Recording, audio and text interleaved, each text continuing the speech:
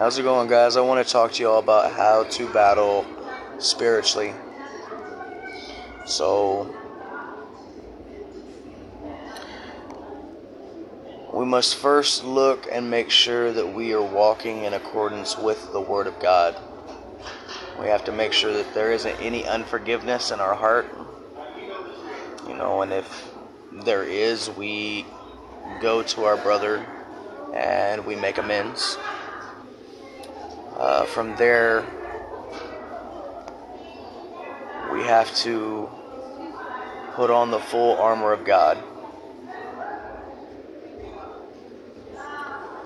And in doing that, we prepare ourselves for the coming battle. Putting on the belt of truth, the breastplate of righteousness, solde your feet with the preparation of the gospel of peace, pick up the shield of faith, the helmet of salvation, and the sword of the Spirit. And with these things, it is not us that does it, but through our obedience that God works through us. Now, many people,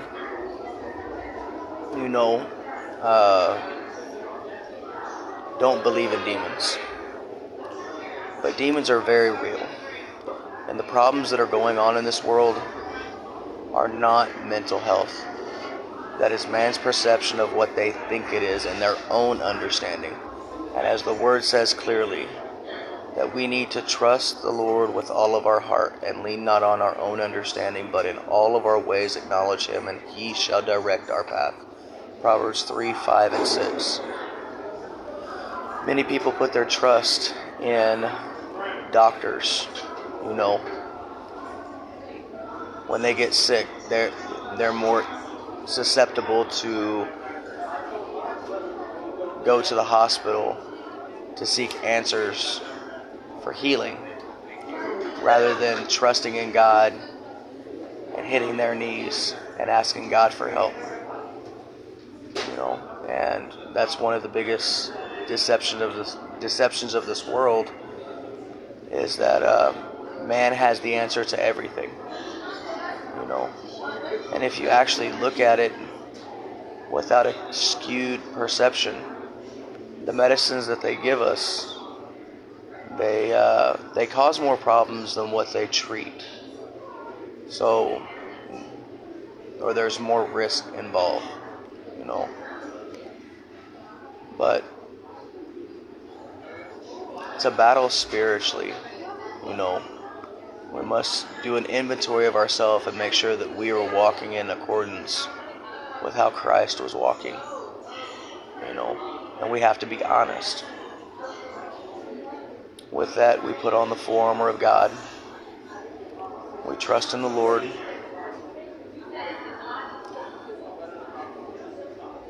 And then when we go out, it's not us that does it, but God that works through us.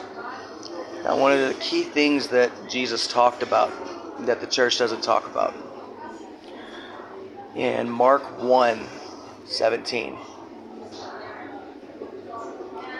Well, Mark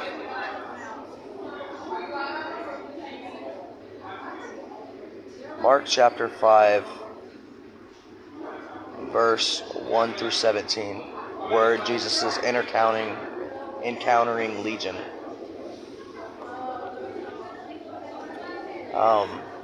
One of the key things that Jesus says is, "What is your name?"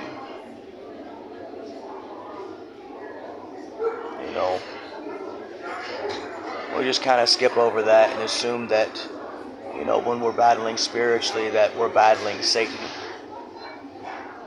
But we're not. We're battling against his army, against other demons. And these demons have names. Just like when Jesus encountered the man who was demonically possessed in Mark 5. Jesus said, "What is your name?" And the demon said, "Legion."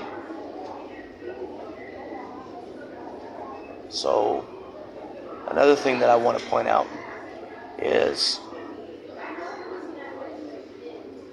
Jesus said, anything you ask in my name, it will be given to you. Thus signifying that names are powerful. They're not just some hippity-doo-dah, you can't just go to church and be like, oh, well, God knows that I'm talking to his son, but I'm going to call his son, Buddha. Or I'm going to call his son Mohammed. Buddha is Buddha. Mohammed is Mohammed. Jesus is Yeshua HaMashiach. Translated from Hebrew.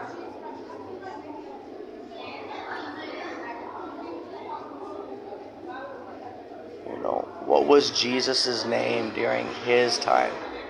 What did the disciples call him? Because he says clearly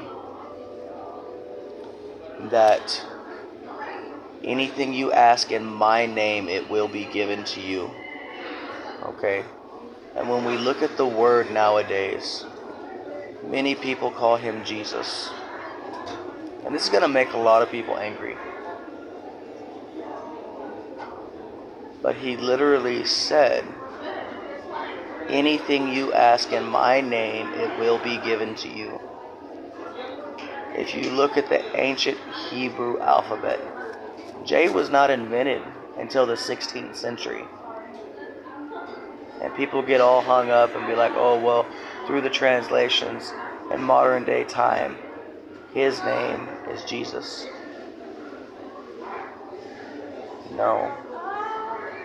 No, it's not. His name is originally Yehoshua HaMashiach. Yeshua HaMashiach. Yeshua is his name. HaMashiach is the anointed one. There is power in that name. Which is why I do believe that Satan has hid it from humanity.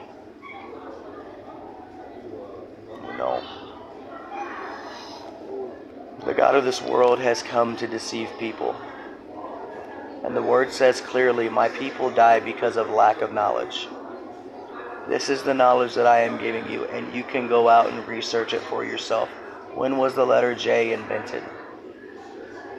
Do your research on it. So if J wasn't even in the Hebrew alphabet, how could the Messiah's name be Jesus? It couldn't. And if you actually look at the modern day translation, if they were going to translate it into nowadays, it would be Joshua, not Jesus.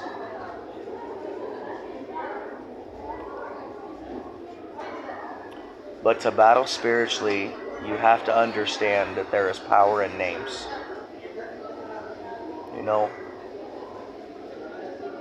When you call upon Yeshua,